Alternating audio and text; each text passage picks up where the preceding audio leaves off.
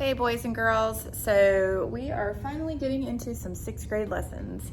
Now, this one is on ratio, and it's lessons 1 and 2 in our math book that we're gonna be using.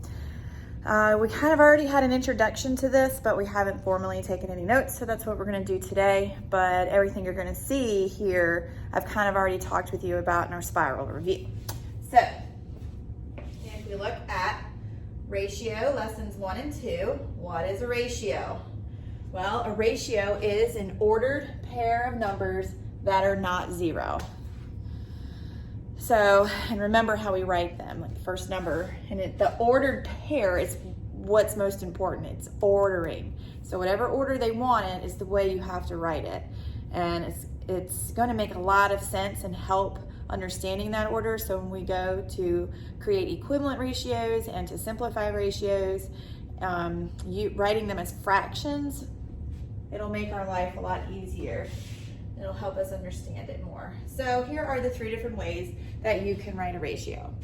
You can write it with the colon. So here we're using A for an unknown number and B for an unknown number.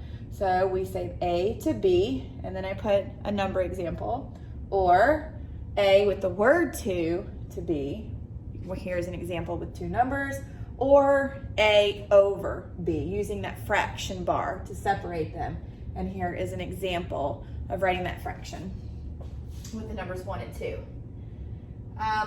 Note, this is important. When you explain, when you're describing or explaining a ratio, you have to be very specific. You have to be very detailed, okay? This is when you're explaining it. So for those right to explains, this is where it's really important to put that extra detail in there. So when explaining, this is a bad example. Sad face, okay? Just saying 1 boy to 2 girls. You know, what about 1 boy? What about 2 girls? What do you mean? So we need a little bit more detail when we're explaining the ratio. See, X, bad example. So, good example. See, it's a little bit lengthier. It says that a good example, happy face, is the number of boys to the number of girls. See, it's just a little bit more specific. Don't assume that people know what you're talking about when you're explaining your ratio. And we give ourselves a check mark there. Okay. I tried taping it to the table so that it wouldn't move around on us when we're doing the video. And some of you said it was lopsided and you had to look at it sideways. So we're all figuring this stuff out together. All right. So here is an example. And this is like the one that we're going to see in your textbook too, when you get your textbook. But it says the co-ed soccer team has 4 times as many boys on it as girls. We say the ratio of the number of boys to the number of girls. See, I made a mistake. Okay, see that? We make mistakes. So I rewrote it because I'm writing in pen and I can't erase pen and I made an oopsie. So that's why we don't use pen in math. But you know I like my colors. So we say that the ratio of the number of boys to the number of girls on the team is 4 to 1. And we read a ratio written like this as 4 to 1, okay? Not anything new, but here is a situation you're given, okay? We're talking about a soccer team and that there are 4 times as many boys as there are girls. So what is the ratio of the number of boys to the number of girls? The ratio is 4 to 1. Okay. And then what we do is we take that information, okay, and tape it again, and we use that data to create a table. So we make a table to show the data. And then it gives us multiple scenarios, okay? So obviously, a soccer team, if there are 4 boys to 1 girl, that would mean there's only 5 players on the team. A lot of times, that's not enough for a soccer team. So we create a table kind of doubling our numbers.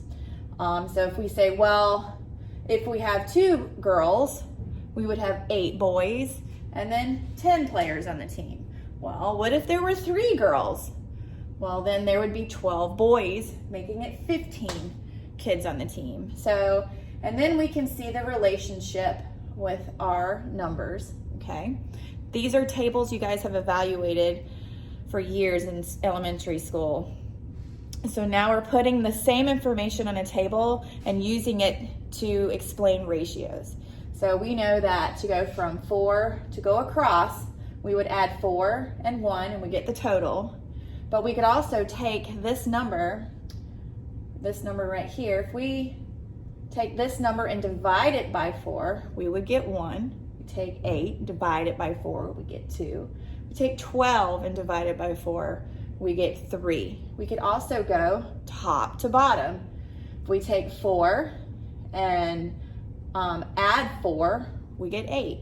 If we take 4 and add 8, or 4 or 8 and add 4, we get 12. So we see these relationships. So 4 times 2 gives us the second one, and 4 times 3 gives us the third one. 4 times 4 would get us the fourth one, so on and so forth. So we continue to add 4 as we go down this column. And for this column, we just add 1 as we go down the column.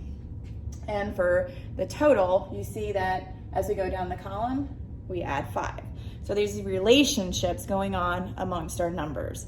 Ratios are relationships with numbers.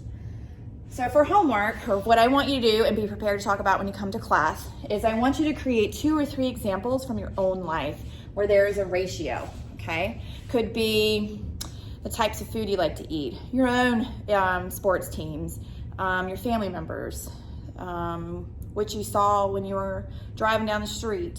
So come to school with some examples, 2 to 3 examples of your own ratios that you see in your everyday life. Make sure you put them on your paper and be ready to share.